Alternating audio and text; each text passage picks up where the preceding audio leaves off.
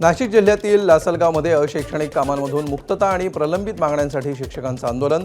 अशैक्षणिक कामांच्या वाढत्या बोजामुळे विद्यार्थ्यांच्या शिक्षणावर परिणाम होत असल्याचा शिक्षकांचा आरोप।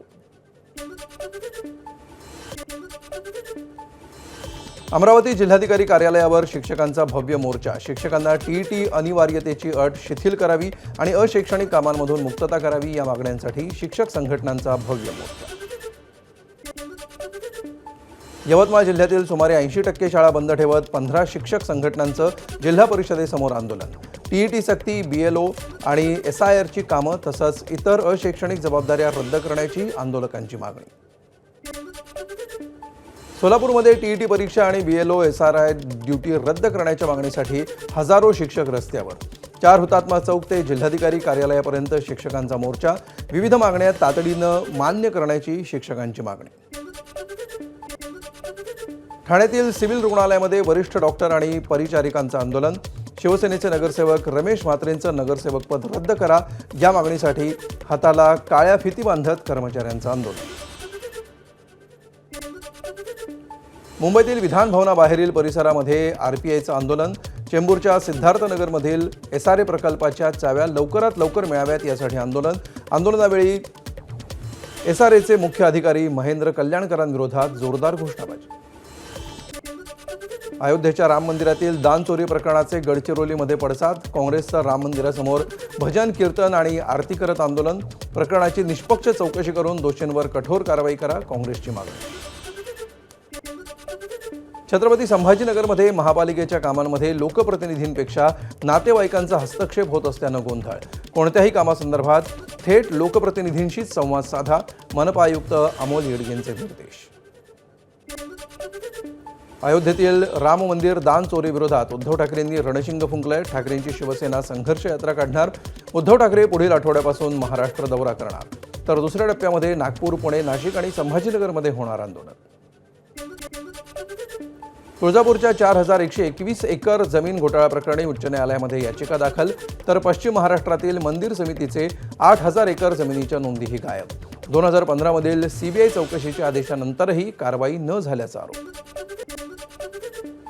राष्ट्रवादी काँग्रेस पक्षाच्या अध्यक्षा सुनेत्रा पवार यांनी आमदारांची बोलावली महत्त्वपूर्ण बैठक। आमदार वेगळी भूमिका घेणार असल्याच्या माध्यमामध्ये चर्चा असल्यामुळे बैठकीचं आयोजन। सुनेत्रा पवार आणि सुनील तटकरे संध्याकाळी 5 वाजता आमदारांना मार्गदर्शन करणार। महाराष्ट्राच्या विधानसभेमध्ये मुख्यमंत्री देवेंद्र फडणवीस यांच्या हिंदीतील वक्तव्याची जोरदार चर्चा। फडणवीस नेमकं कुणाला उद्देशून बोलले, त्यांनी बघून घेऊ असा इशारा आपल्या पक्षातील वरिष्ठांना दिला का?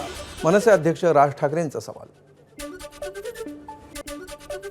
मिसिंग लिंकबद्दल बोलल्यामुळे महाराष्ट्राचा अपमान कसा होतो? मुख्यमंत्री देवेंद्र फडणवीस यांनी विधानसभेमध्ये महाराष्ट्राचा अपमान खपवून घेणार नाही असं वक्तव्य केलं होतं।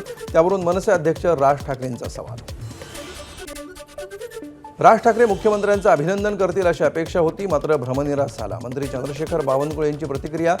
जनता मुख्यमंत्र्यांच्या मागे खंबीरपणे उभी असून त्यांचं नाव इन्फ्रामॅन म्हणून सुवर्ण अक्षरात लिहिलं जाईल, बावनकुळेंनी व्यक्त केला विश्वास।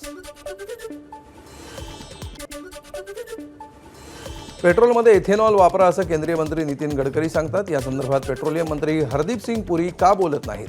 मनसे अध्यक्ष राज ठाकरेंचा सवाल। तसंच सध्या कोणाचं काम कोण करतं हेच कळत नाही म्हणत गडकरींना लगावला टोला। सुनने की क्षमता रखिये, भाजपनं सल्ला आठवावा। संसदेत भाजपच्या खासदारांनी दिला होता सल्ला। ठाकरेंच्या शिवसेनेचे आमदार अंबादास दानवे यांनी करून दिली विधानाची आठवण। अंबादास दानवेंच्या टीकेला भाजपचा पलटवार। तुमच्या सरकारच्या काळामध्ये मंदिरं बंद आणि मंदिरालय चालू हे तुमच्या सरकारचं मॉडेल होतं। भाजपचे मुख्य प्रवक्ते नवनाथ बन यांचा अंबादास दानवे यांना टोला। विधानसभेमध्ये सत्ताधाऱ्यांनी मांडलेल्या शिक्षण क्षेत्रातील घोषणा आणि प्रस्तावांवर आमदार जयंत पाटील यांची टीका। शिक्षण क्षेत्राचा चेहरा मोहरा बदलण्याच्या गप्पा मारणाऱ्या सरकारचा हा प्रस्ताव म्हणजे केवळ कागदी स्वप्न असल्याचा आरोप। शिवसेनेमध्ये प्रवेश केल्यावर खासदार ओमराजे निंबाळकर यांच्याकडून राजकीय खेळी। भाजप नेत्यांच्या खासदार ओमराजे निंबाळकरांकडून गाठीभेटी। भाजप जिल्हाध्यक्ष दत्ता कुलकर्णी, माजी जिल्हाध्यक्ष नितीन काळे यांची ओमराजेंनी घेतली भेट। तसंच राष्ट्रीय स्वयंसेवक संघाचे शेषाद्री अण्णा डांगे यांचीही घेतली सदिच्छा भेट। रायगडमधील महाड नगरपालिकेमध्ये मुख्याधिकारी कोळेकर यांना दालनातच मारहाण। भाजप नगरसेवक सूरज बामणे यांनी केली मारहाण, जीवे मारण्याचीही दिली धमकी. नगरसेवक सूरज बामणे यांच्यासह तिघांविरोधात गुन्हा. पुण्यातील आळंदीच्या PCS चौकातील पालखी मार्गावर एका महिलेचा राडा. पोलिसांनी पालखी मार्गावरून स्कूल बस सोडायला नकार दिल्यामुळे महिला थेट रस्त्यावर झोपली. पोलिसांनी अडवणूक केली असता महिलेनं थेट बॅरिकेड्स उडवत स्कूल बस पुढे नेली.